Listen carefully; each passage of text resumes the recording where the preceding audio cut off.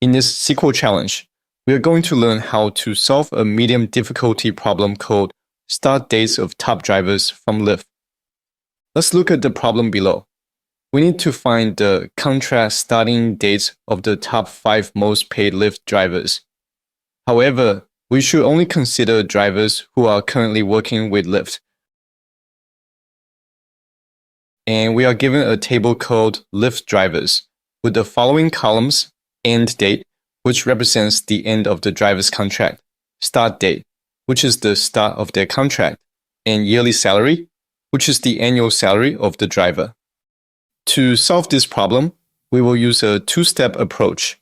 First, ranking drivers by their yearly salary, and second, filtering the top 5 drivers by their rank. Now, our first step is to rank the drivers based on their yearly salary. To do this, write a query to select the columns yearly salary and start date from the Lyft drivers table. Then use the rank window function with an order by clause, sorting the salaries in descending order. The output will assign the highest salary the rank of 1, the second highest rank of 2, and so on.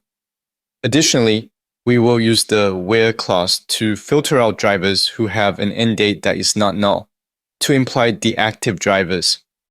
If we look at the output, the only thing left to do is to return the top 5 start dates based on the yearly salary rank. To do this, convert the output into a common table expression to make it more readable.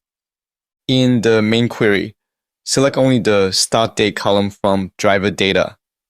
To retrieve only the top 5 drivers, use a where clause that limits the results to ranks less than or equal to 5. Review the output to ensure the result is correct.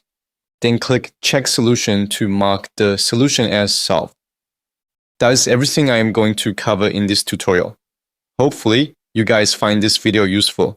Don't forget to like the video and subscribe for more videos like this. See you in the next one.